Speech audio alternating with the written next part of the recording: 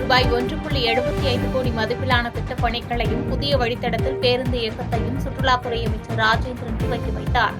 சேலம் மாவட்டம் ஓமலூர் அரசு போக்குவரத்து கழக பணிமனையில் குளிரூட்டப்பட்ட ஓட்டுநர்கள் ஓய்வு அறையை திறந்து வைத்து புதிய வழித்தடங்களில் அரசு பேருந்து இயக்கத்தை தமிழக சுற்றுலாத்துறை அமைச்சர் ராஜேந்திரன் துவக்கி வைத்தார். தொடர்ந்து ஓமலூர் நகரின் பல்வேறு பகுதிகளிலும் ரூபாய் 1.75 கோடி மதிப்பில் தார் சாலை, கான்கிரீட் சாலை, மழைநீர் வடிகால் அமைத்தல் உள்ளிட்ட பல்வேறு பணிகளையும் பூமி பூஜை செய்து துவக்கி வைத்தார். மேலும் நகர தூய்மை பணிக்காக பேட்டரி வாகனங்களையும் வழங்கினார்.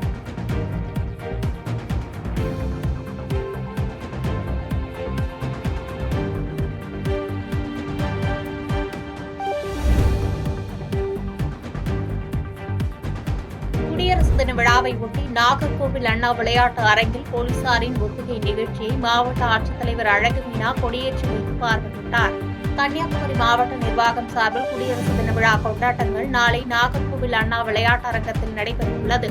விழாவில் மாவட்ட ஆட்சித்தலைவர் அழகு மீனா தேசிய கொடியேற்றி வைக்கிறார். இதைத் தொடர்ந்து போலீசாரின் அணிவகுப்பு மரியாதையை பார்வையிடும் அவர் நலத்திட்ட உதவிகளையும் வழங்குகிறார். இதையொட்டி இன்று போலீசாரின் அணிவகுப்பு ஒத்திகை நிகழ்ச்சி நாகர்கோவில் அண்ணா விளையாட்டு அரங்கத்தில் நடைபெற்றது.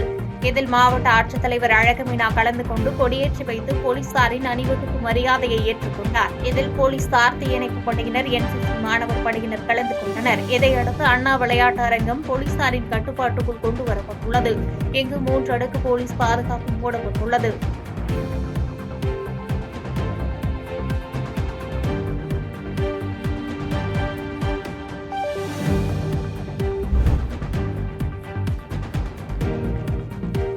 இரும்பு தொன்மையானது தமிழகத்தில் தோன்றியது என தமிழக முதலமைச்சர் மு.க.ஸ்டாலின் கூறியது உண்மை என்பதால் பிரதமர் மோடி ஏதும் பதில் கூறவில்லை என்று அமைச்சர் துரைமுருகன் கருத்து தெரிவித்துள்ளார். வேலூர் மாவட்டத்தில் தமிழர்களின் பாரம்பரிய விளையாட்டான எருதுவிடும் போட்டியில் கால நேரத்தை நீட்டித்து முன்பிருந்தபடியே எருதுவிடும் போட்டியை நடத்த வேண்டும் உள்ளிட்ட கோரிக்கைகளை முன்வைத்து காட்பாடி காந்திநகர் பகுதியில் உள்ள நீர்வளத்துறை அமைச்சர் துரைமுருகன் இல்லத்திற்கு சென்று ஒருங்கிணைந்த வேலூர் மாவட்டத்தில் உள்ள எருதுவிடும் பாதுகாப்பு சங்கம் சார்பில் மனு அளித்தனர்.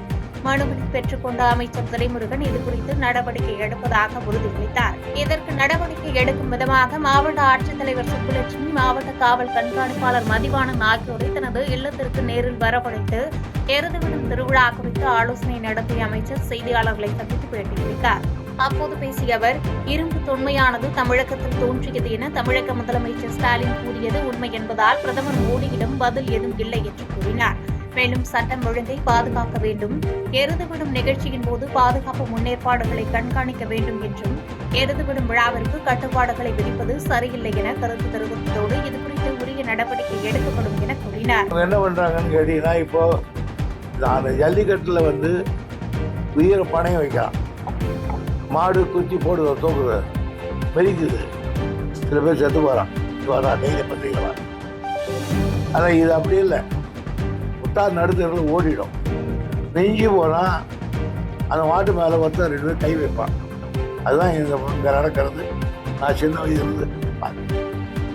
ஆனால் இவங்க தேவையில்லாமல் அது ஒரு லா அண்ட் ஆர்டரை கிரியேட் பண்ணாங்க. சரி, ஒத்துக்கிறேன், எல்லாரும் தட்டி கட்டணும், அதுக்கப்புறம் தான் மாடு விடணும் அப்படின்னு சொல்கிறாங்கல்ல. எல்லாருக்கும் சட்டம் பொது தாங்க. டாக்டர் முடியல, நம்ம மாடு விடுறோம், அங்கே தட்டியும் கிடையாது, ஒன்றும் கிடையாது, ஃப்ரீயாக விடுறோம்.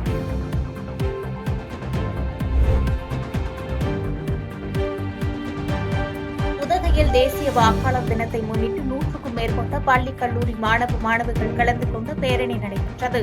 நீலகிரி மாவட்டம் உதகை மத்திய பேருந்து நிலையத்திலிருந்து துவங்கிய பேரணியை மாவட்ட ஆட்சித்தலைவர் லட்சுமி பவ்யா தண்ணீர் கொடியசைத்து துவக்கி வைத்தார். பேரணியில் கலந்து கொண்டு மாணவிகள் வாக்களிப்பதன் அவசியம் குறித்தும், வாக்களிப்பது ஜனநாயக கடமை என்பதை குறித்தும் பதாகைகளை கையில் ஏந்தி சென்றனர். உதகை மத்திய பேருந்து நிலையத்திலிருந்து துவங்கிய இந்த பேரணியானது நகரின் முக்கிய வீதிகள் வழியாக சென்று பழங்குடியினர் பண்பாட்டு மையத்தை அடைந்தது. பேரணியில் மாவட்ட வருவாய் அலுவலர் உள்ளிட்ட பல்வேறு அரசு அதிகாரிகள் கலந்து கொண்டனர்.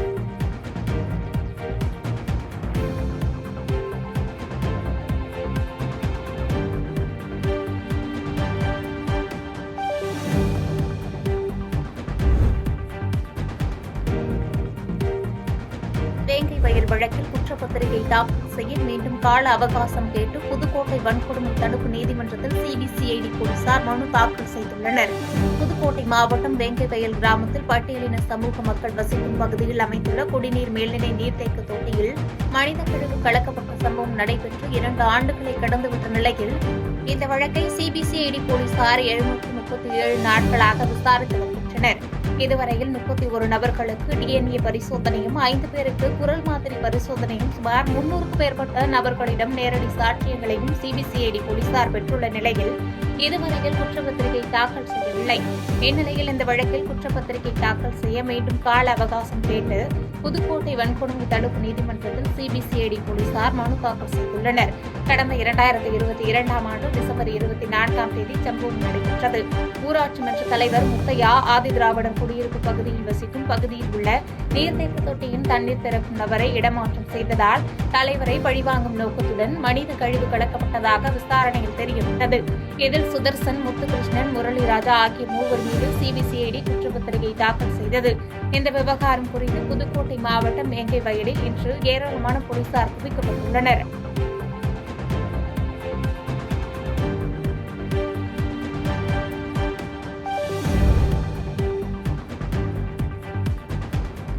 புதுப்பிக்கப்பட்ட மொழிப்போர் போராட்ட தியாகிகள் தாளமுத்து நடராசன் நினைவிடத்தில் மதிமுகவின் பொதுச் செயலாளர் வைகோ மலர்தூவி மரியாதை செலுத்தினார்.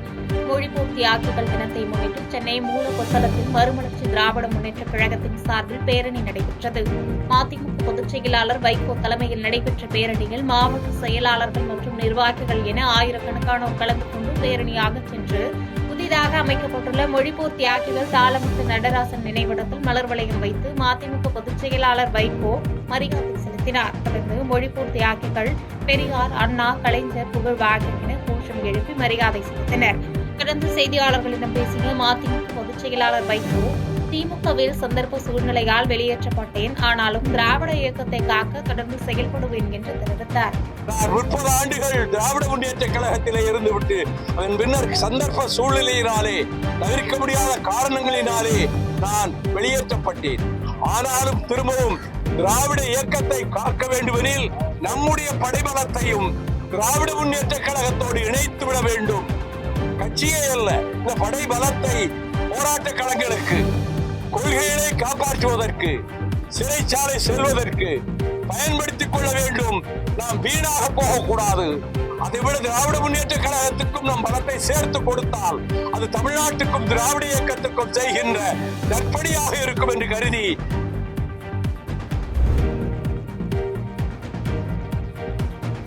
பணம் கொடுத்து வாக்குகளை பெற திமுகவினர் நினைப்பதாக நாம் தமிழர் கட்சி ஒருங்கிணைப்பாளர் சீமான் தேர்தல் பரப்புரையில் விமர்சித்துள்ளார்.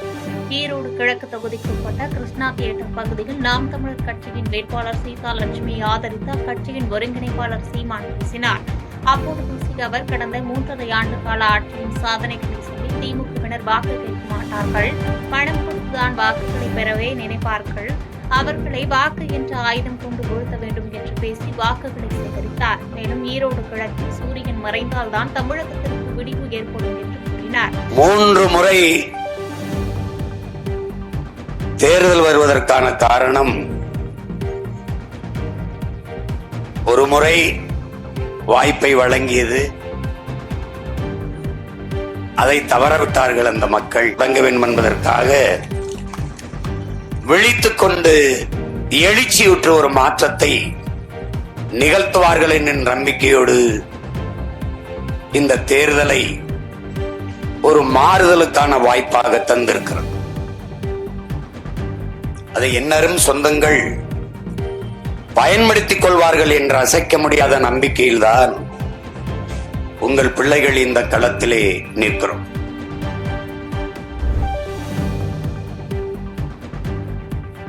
பெரியாரை பற்றி நீங்கள் பேசலாம், உங்களை பற்றி யாரும் பேசக்கூடாதா என சீமான் குறித்து இயக்குநர் கரு பழனியப்பன் கேள்வி எழுப்பியுள்ளார்.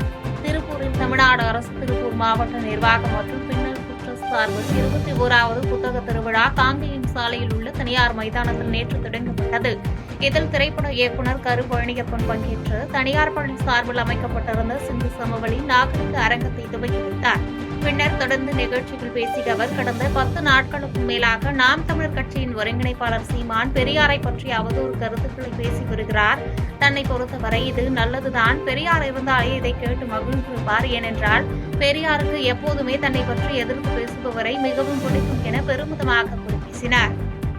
நாம் தமிழர் கட்சியினுடைய ஒருங்கிணைப்பாளர் சீமான் அவர்கள் வந்து பெரியாரை பத்தி பேசிக்கிட்டே இருக்காரு. பெரியாரை பத்தி அவதூறு பேசிக்கிட்டே இருக்காரு. அவர் சொல்லாததெல்லாம் சொன்னதாக சொன்னாங்க. என்னை பொறுத்தவரை நான் என்ன நினைப்பேன்னா நல்லதுதான். ஏன்னா பெரியார் தான் எழுந்திருப்பாரு. பெரியார் எப்பொழுதும் தன்னை எதிர்த்து பேச ஒருவருக்கு ரொம்ப பிடிக்கும். பேச அனுமதிப்பாரு. நீங்க வந்து ஒரு கூட்டத்துல மேடையில திராவிட கட்சியினுடைய மாநாடு, அந்த மாநாடு முழுக்க கருப்பு சட்டை தான் நிரம்பி இருக்கு. அந்த மேடைக்கு வந்த ஜெயகாந்தன் திராவிட கழகத்துக்கு எதிரான கருத்து பேசுனா மாநாட்டு பகுதியில் உட்கார்ந்து ஆயிரக்கணக்கான பேர் உட்கார் ஒரே சுத்தமா இருக்கு. பெரியார் மேல உட்கார்ந்து ஒரு மைக்கு வாங்கி சத்தம் போடக்கூடாது. நம்ம பேசணும், அவர் கேட்டாரு. அவர் பேசினா நம்ம கேட்கணும். நமக்கு ஏற்றுக்கிறது அவர் பேசவே மாட்டாரா? அவர் பேசுறது தம்பி நீங்க பேசுங்க.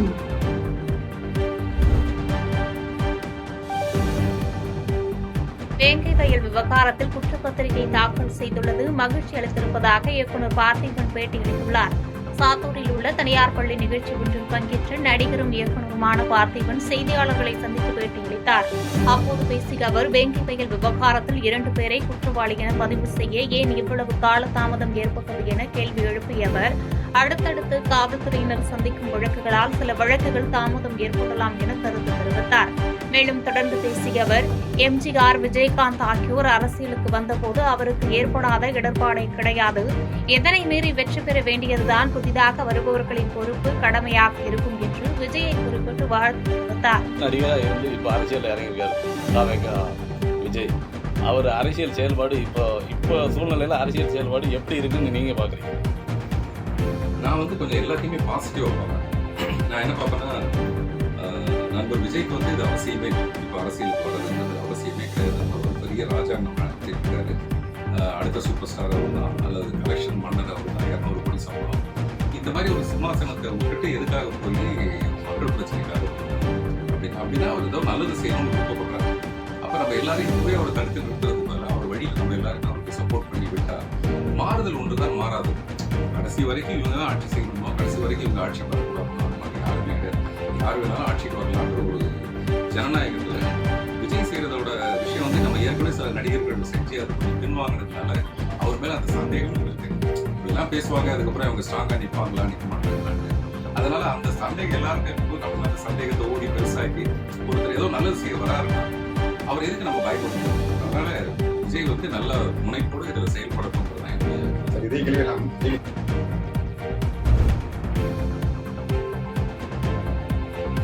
ரூபாய் 3 லட்சம் வாடகை பாக்கி வைத்திருப்பதாக நடிகர் கஞ்சா கருப்பு மீது அவர் குடியிருக்கும் வீட்டின் உரிமையாளர் புகார் தெரிவித்துள்ளார். சிவகங்கை மாவட்டத்தைச் சேர்ந்த நடிகர் கஞ்சா கருப்பு சென்னை மதுரவாயல் கிருஷ்ணா நகர் பகுதியில் கடந்த 2021ஆம் ஆண்டு மாதம் வாடகையாக ரூபாய் 20,000ற்கு ரமேஷ் என்பவரின் வீட்டை ஒப்பந்தம் போட்டு வாடகைக்கு எடுத்து தங்கி வந்துள்ளார். இந்த நிலையில் கஞ்சா கருப்பு மீது வீட்டின் உரிமையாளர் ரமேஷ் என்பவர் மதுரவாயல் காவல் நிலையத்தில் ஆன்லைன் வாயிலாக புகார் ஒன்றை கொடுத்துள்ளார். இது தொடர்பாக செய்தியாளர்களிடம் பேசிய வீட்டின் உரிமையாளர் ரமேஷ், நடிகர் கஞ்சா கருப்பு ரூபாய் 3 லட்சம் வாடகை பாக்கி வைத்திருப்பதாக குற்றச்சாட்டுகளை முன்வைத்துள்ளார். அது மட்டுமின்றி வீட்டை வேறு ஒரு நபருக்கு உள் வாடகைக்கு விட்டுள்ளதாகவும் மதுபானம் மற்றும் தகாத நடைமுறைகளை மேற்கொண்டு வருவதாகவும் தெரிவித்தார். இது தொடர்பாக கேட்டபோது நடிகர் கஞ்சா கருப்பு 3 நாட்களுக்கு முன்னர் தனக்கு கொலை மிரட்டல் விடுத்ததாகவும் குற்றம் சாட்டினார். நடிகர் கஞ்சா கருப்பு 2021 நான் வாடகைக்கு விட்டேன். முதல் 2 வருடங்கள் அவர் வாடகை ஒழுங்காக கொடுத்தாரு. அடுத்த வருடம் தொடர்ந்து அவர் வாடகை கொடுக்கவே இல்லை. நான் இப்போல்லாம் அது கேட்கும்போது நான் கொடுத்துறேன்னு சொன்னார். கடந்த வருடம் ஜனவரி மாதம் என்னோட ஓன் பர்பஸுக்காக தான் நான் வீடை கேட்டேன், நீங்கள் காலி பண்ணி கொடுத்துருங்க அப்படின்னு. அப்போ இதை காலி பண்ணி சொன்னார், ஆனால் பண்ணவே இல்லை. ஆனால் செப்டம்பர் மாதம் நான் பார்க்கும்போது வீட்டில் அவர் இல்லை, அது வேற ஒருத்தர் இருந்தார். அவர் என்னன்னு கேட்டால் நான் 1000 ரூபாய்க்கு நான் இருக்கிறேன் அப்படின்னு சொன்னார். அப்போ தான் எனக்கு தெரிஞ்சது அவர் உள்வாடகைக்கு விட்டுருக்காருன்னு. அப்போ அந்த டைம் நான் பார்த்தேன் வீடு ஃபுல்லாக மதுபான பாட்டில்களும் பீர் பாட்டிலும் தான் கப்பல் அடிக்க வச்சு கிட்டத்தட்ட ஒரு லாட்ஜ் மாதிரி இருந்தார். உடனே நான் என்னோட சைட்லேருந்து ஒரு நோட்டீஸ் லெட்டர் ஒன்று அனுப்பிச்சேன். அதுக்கான ப்ரூஃப் என்கிட்ட இருக்குதுங்க. அதுக்கு உடனே அவங்க மனைவி எனக்கு தொடர்பு கொண்டாங்க. என்ன சொன்னாங்கன்னா, நான் கார்த்திகை 20க்குள்ளே நான் காலி பண்ணி கொடுத்துட்றேன் வாடகை பாக்கி எல்லாம் செட்டில் பண்ணிடுறேன் அப்படின்னு சொன்ன வாய்ஸ் ரெக்கார்டு என்கிட்ட இருக்குது.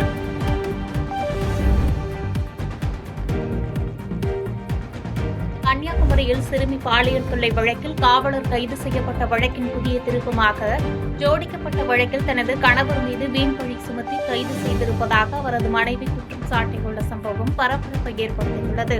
கன்னியாகுமரி மாவட்டத்தைச் சேர்ந்த சைலேஷ் 2003ஆம் ஆண்டிலிருந்து தமிழ்நாடு காவல்துறையில் காவலராக பணியாற்றி வரும் நிலையில் அவருக்கு திருமணமாகி வின்சி எனும் மனைவி உள்ளார். ஊத்துமலை காவல் நிலையத்தில் பணியாற்றி வந்த சைலேஷை சிறுமிக்கு பாலியல் தொல்லை அளித்ததாக கூறி போலீசார் அவரை கைது செய்துள்ளனர். இந்த நிலையில்தான் தனது கணவர் மீது பொய்யான குற்றச்சாட்டை சுமத்தி கைது நடவடிக்கை மேற்கொள்ளப்பட்டுள்ளதாக கூறி அவரது மனைவி வின்சி கன்னியாகுமரி மாவட்ட ஆட்சியர் அலுவலகத்தில் மனு அளித்தார். அவர் அளித்த மனுவில் கடந்த ஆண்டில் தென்காசி மாவட்டம் சிவகிரி காவல் நிலையத்தில் சைலேஷ் பணியாற்றிய போது காவல் ஆய்வாளர் சண்முகலட்சுமி மற்றும் மாவட்ட துணை கண்காணிப்பாளர் சீனிவாசன் ஆகியோர் சைலேஷை லஞ்சம் பெறுமாறு வற்புறுத்தியதாக குறிப்பிட்டுள்ளார். அந்த வற்புறுத்தலுக்கு இணங்க மறுத்த தனது கணவர் கையூட்டு பெற்று காவல் ஆய்வாளர் மற்றும் மாவட்ட துணை கண்காணிப்பாளர் குறித்து லஞ்ச ஒழிப்புத்துறை அதிகாரிகளிடம் புகார் அளித்ததன் அடிப்படையில் காவல் உயர் அதிகாரிகளிடம் மாற்றம் செய்யப்பட்டதாகவும் இதனால் தனது கணவரை பழிவாங்க வேண்டும் என்ற எண்ணத்தில் அந்த காவல் உயர் அதிகாரிகள் இருந்ததாகவும் தெரிவித்துள்ளார். இந்த நிலையில் ஊத்துமலை காவல் நிலையத்தில் பணியாற்றி வந்த தனது கணவரை பழிவாங்கும் நோக்கில் ஜோடிக்கப்பட்ட வழக்கில் தவறாக வழக்கு பதிவு செய்து கைது செய்திருப்பதாகவும் சைலேஷின் மனைவி வின்சி அந்த மனுவில் குற்றம் சாட்டியுள்ளார். மேலும் தனது கணவரின் உயிருக்கு ஆபத்து ஏற்பட்டால் காவல்துறைதான் பொறுப்பு என கூறிய அவர் மாவட்ட ஆட்சித்தலைவர் இச்சம்பவத்தில் தகுந்த நடவடிக்கை மேற்கொள்ள வேண்டும் எனவும் கேட்டுக் கொண்டார். ஜெயில இது பண்ணிருக்காங்க. அதுக்கு நாங்க மக்கள் ட்ரெஸ்ல கம்ப்ளைண்ட் கொடுக்க வந்திருக்கோம், மனு கொடுக்க வந்திருக்கோம். இதுக்கு போலீஸுக்கு இந்த மாதிரி நிலைமை இருக்குன்னா பப்ளிக் என்ன நிலைமைங்கிறது தெரியல. ஸோ அதனால நீங்க இதை போய் கேஸுங்கிறத மக்கள் இந்த இப்போ காவல் அதிகாரிகளாக சேர்ந்து நடவடிக்கை, ஒரு நல்ல காவல் அதிகாரியாக சேர்ந்து நடவடிக்கை. ரீசன் அவங்க உயர் அதிகாரிகளுக்கு மேல லஞ்சம் வாங்கியிருக்காங்கிறத ஆதாரத்தோட நிரூபித்ததுதான் இதுக்கு காரணம். அதுக்காக அவங்களுக்கு நிறைய பனிஷ்மெண்ட் கொடுத்துருக்காங்க. அவங்க அந்த பனிஷ்மெண்ட் எல்லாம் எதிர்த்து வீடியோ ஆதாரமா போட்டதுனால அவங்கள இப்போ எப்படியாவது இது பண்ணணும்னு சொல்லி இந்த போக்சோ வழக்குல வேணும்னே தெரியாத யாருனே தெரியாத ஒருத்தங்களை வச்சு இந்த மாதிரி கம்ப்ளைண்ட் பண்ணி அவங்கள இதை சிஎம் கேட்டு இதுக்கு பாதகம் செய்பவரை கண்டால் நாம் பயம் கொள்ளலாகாது பாப்பா. மோதி மிதித்து விடு பாப்பா, அவர் முகத்தில் உமிழ்ந்து விடு பாப்பா. அண்மை செய்திகளை உடனுக்குடன் தெரிந்து கொள்ள இணைந்திருங்கள் எம் நாடு தொலைக்காட்சியுடன்.